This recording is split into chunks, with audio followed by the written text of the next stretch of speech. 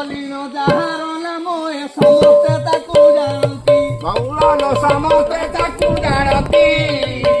ଏ ବାବୁ ଏ ସଂସାର ଭିତରେ ମୁଁ ଦେଖିଛି ଏ ଗାଁର ଅର୍ଦ୍ଧାରୁ ଉର୍ଦ୍ଧ୍ୱ ପିଲା ଡ୍ରଗ୍ସ ଖାଉଛନ୍ତି। ଆଉ ଡାକ୍ତର ନା ଭଲ ବି ଜାଣିଛନ୍ତି ଏ କଥାଟା। ମୁଁ ବି ଜାଣିଛି ଏ ଡ୍ରଗ୍ସ ଖିଆ ଲୋକ ଗୁରୁଜାଙ୍ଗ ପର୍ଯ୍ୟନ୍ତ ପହଞ୍ଚିଥିଲେ। ମୋ କାହାଣୀ ସରିନି। ଏଇଠି ବି ମଧ୍ୟ ଏଇଠି ଭଲ ଅଛି, ଏଇଠି ସୁନାମ ସଫଳ କରୁଛି। ତେଣୁ ବାବୁ ମାନେ ଯୋଉମାନେ ଡ୍ରଗ୍ସ ଖାଉଛ ବେଳ ଥାଉ ଜାଗ୍ରତ ହେଇଯାଉ, ନିଜ ମସ୍ତିଷ୍କ କାମ କରିବ ନାହିଁ, ନିଜର ଶରୀର ଅଙ୍ଗ ପ୍ରତ୍ୟଙ୍ଗ କାମ କରିବ ନାହିଁ।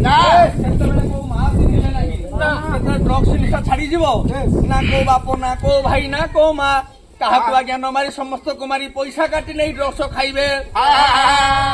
ଏ କଥାଟା ସତ୍ୟ।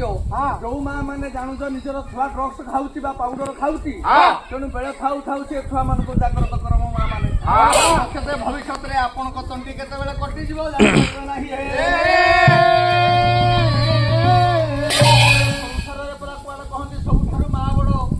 ଯଦି ମା ଯଦି ନ ଜାଗ୍ରତ କରିବ ଘରର ମୂଳ ପୁଞ୍ଜି ହେଲା ଆଜ୍ଞା ଜଗତ ଜନନୀ ମା। ତେଣୁ ମା ସିନା ଜାଣେ ଛୁଆର ବେଦ ନା ବାପ ବା ବୁଝିବ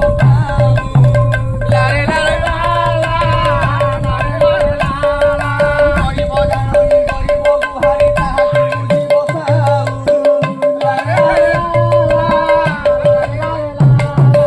ତେଣୁ ଏ ସଂସାର ଭିତ୍ତିକ ଯେତେ ଜାୟତ ଜନ୍ମ ହେଇଛେ, ତେଣୁ ମା ମାନେ ମଧ୍ୟ ରଖିଥାନ୍ତେ ମୋର ଗୁରୁ ଗୁରୁଜନ ବାପା ମାନେ ପିତୃତୁଲ୍ୟ ମାନଙ୍କୁ ଆପଣ ମାନଙ୍କୁ ସ୍ୱଦେଶ ଜଣ ଦେଇ ଦିଅନ୍ତି। ଆପଣ ମାନେ ପିଲାମାନଙ୍କୁ ବେଳ ଥାଉ ଥାଉ ଜାଗ୍ରତ କରିଲେ ନିଶ୍ଚିତ ଭାବରେ ଆପଣ ପିଲାମାନଙ୍କ ମୁକ୍ତି ପାଇପାରନ୍ତି। ଯଦି ଏ ସମୟରେ ହାତ କଥା କହୁଣିକି ବଢିଗଲା, ତେଣୁ ସେ ସମୟରେ ଆପଣ ଅଟକେଇ ପାରିବେ ନାହିଁ।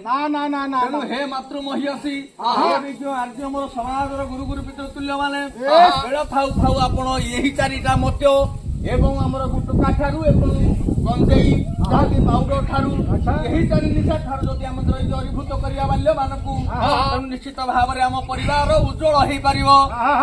ତେଣୁ ଆମ ପରିବାର ଉଜ୍ଜଳ ହେଲେ ଆମେ ନିଜେ ଉଜ୍ଜଳିତ ହେଇପାରିବା। ଯଦି ଆମେ ଉଜ୍ଜଳିତ ହେଲେ ତାହେଲେ ନିଶ୍ଚିତ ଭାବରେ ଆମ ଗ୍ରାମ ଉଜ୍ଜଳିତ ହେଇପାରିବ। ଯଦି ଆମ ଗ୍ରାମ ଉଜ୍ଜଳିତ ହେଲା ଆମ ପଞ୍ଚାୟତ ନିଶ୍ଚିତ ଉଜ୍ଜଳିତ ହେଇପାରିବ। ହେ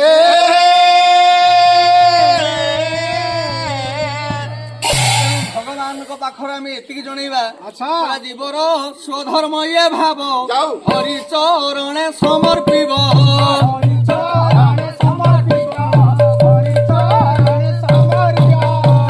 ଥାଉ ଥାଉ ଇଏ ସମସ୍ତ ନିଶାକୁ ଦୂରୀଭୂତ କରି ଭଗବାନଙ୍କ ପାଖରେ ଯୋଉ ନିଶା ରହିଛି ଭକ୍ତି ଭାବ ନିଶା, ତାଙ୍କରି ଚରଣରେ ପଦାରବିନ୍ଦରେ ସମସ୍ତେ ଢାଳି ଦିଅନ୍ତୁ, ଅର୍ପଣ କରିଦିଅନ୍ତୁ।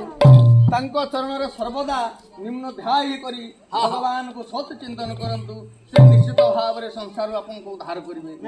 ଦିନ ଜନଶଣ ରକ୍ଷଣ ମହାବାହୁ, ଏ ଦିନ ଜନଶଣ ରକ୍ଷଣ ମହାବାହୁ, ସଙ୍କଟ ପଡ଼ିଲେ ପ୍ରାଣୀ ମାନଙ୍କୁ ଉଦ୍ଧାର କରନ୍ତୁ। ଏ ଓଡିଶାର ରୋଗ ଦୂର ହେଉ।